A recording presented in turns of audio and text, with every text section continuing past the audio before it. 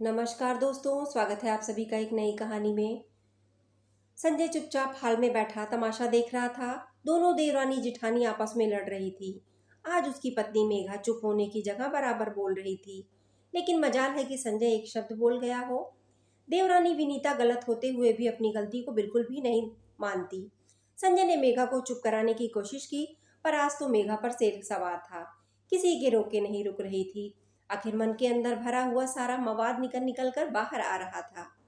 आखिर सहन करते करते 1 साल हो चुका था। विनीता शुरू से ही तेज तरार थी। हमेशा अपना काम मेघा पर डालकर खुद आराम से रहती थी। सासू माँ की तारीफ करके उन्हें अपने वश में कर लिया था। विनीता और मेघा की शादी एक दिन हुई थी, पर मेघा का पति बड़ा था, इसलिए मेघा का दर्जा जेठानी का था। मेघा पूरे परिवार को एक साथ लेकर चलने पर विश्वास करती थी, इसलिए कभी किसी के काम से इनकार नहीं करती थी। जबकि विनीता को सिर्फ अपने पति से और अपने आप से मतलब था। ज्यादा से ज्यादा हुआ तो सास ससुर का कर दिया करती थी। विनीता जब भी कहीं घूमने जाती तो मेघा पूरे घर का खाना बनाती थी, लेकिन जब मेघा अपने पति के साथ कहीं घूमने जाती तो विनीता सिर्फ और सिर्फ अपने पति का और सास ससुर का खाना बना कर रखती थी। शुरू में मेघा ने जब इसके खिलाफ बोला तो सासू माँ ने कहा, ये छोटी है, भूल जाती है, उसे लगा कि तुम बाहर खा कर आओगी, बाहर से सूखे कपड़े भी उठा कर लाना है। तो विनीता हमेशा सबके कपड़े ले आती है, पर मेघा और संजय के कपड़े उठाकर नहीं लाती। जब मेघा ने इस बारे में संजय से कहा तो संजय ने भी उसे समझाया, तुम बड़ी हो, तुम्हें तो परिवार एक एक करके चलाना है, इसलिए उसकी भूल समझकर माफ कर दो। संजय की आदत थी कि वो हमेशा मेघा को ही समझाता था, पर कभी मेघा के पक्ष में नहीं बोलता था, जबकि वो अच्छी तरह से जानता था मेघा गलत नहीं है। पर बड़ा बेटा, बड़ी जिम्मेदारी सोच वाला संजय गलत और सही का साथ देता था, और मेघा को इस बात से बहुत दुख होता था। आज भी यही हुआ। मेघा और संजय आज मेघा की बुआ से मिलने अस्पताल पहुंचे। पीछे से विनीता ने अपने पति का सास ससुर के लिए खाना बनाया, लेकिन मेघा और संजय का खाना नहीं बनाया। मेघा जब अस्पताल आई तो उसे बहुत जोरों से भूख लगी थी, लेकिन घर आकर देखा तो खाना ही नहीं था, क्योंकि सब लोग खाना खा चुके थे, इसलिए पीछे कुछ बचा नहीं। मेघा ने जब विनीता से उसके कमरे में जाकर इस बारे में पूछा तो विनीता ने सीधा जवाब देने की जगह मुंह तोड़ जवाब दिया, मैं आपकी नौकरानी नहीं लगी हूँ जो आप लोगों के लिए खाना बना कर रखूंगी। बस इस बात पर मेघा का दिमाग खराब हो गया और वो विनीता से लड़ पड़ी। हालांकि ये बात घर में किसी ने नहीं सुनी थी, इसलिए सबको लग रहा था कि मेघा ही गलत है। इतने में सास जानकी जी बाहर से घूम कर आई।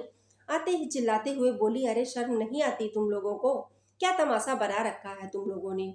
बाहर तक तुम लोगों की आवाज आ रही है, गली मोहल्ले के लोग यहाँ तक आते जाते क्या कहेंगे? तमाशा बना रखा है तुम दोनों ने, अच्छा तमाशा बनाया। हमारे घर को चुप हो जाओ, दोनों अंदर जाओ अपने अपने कमरे में। मम्मी जी, आज तो फैसला होकर रहेगा। बड़ी बहू, ज्यादा सिर मत उठाओ, तुम बड़ी हो, आगे चलकर घर की बागडोर तुम्हें संभालनी है, और तुम हो कि इस तरह तमाशा कर रही हो? कुछ तो शर्म रखो। मम्मी जी, ये लाज और शर्म का पाठ हमेशा मुझे ही क्यों पढ़ाया जाता है? छोटी बहू को क्यों नहीं? जब देखो वह अपनी मनमानी करती है और आप कहती हो कि यह छोटी है, तो इसकी गलती को भूल समझकर माफ कर दो। आखिर कब तक माफ करती रहूं मैं? अरे ऐसी भी क्या गलती कर दी जो पूरा घर सिर पर उठा रखा है आपने? बड़ी बहू हो तो बड़ी बनकर रहिए ना। क्या जरा जरा सी बात को पकड़कर बैठने लड़ने लग जाती हैं? बीच में ही बोली। तभी जानकी जी बीच में बोली, अरे ऐसी क्या बात हो गई जो इस तरह से तुम लोग लड़ने को तैयार हो गई? पूरा राशन पानी लेकर इस पर चढ़ गई। मम्मी जी, जब मैं बाहर गई थी तो विनीता ने आप दोनों के लिए और खुद के और देवर जी के लिए खाना बना लिया। हमारे लिए खाना क्यों नहीं बनाया? क्या हम इस परिवार के सदस्य नहीं हैं?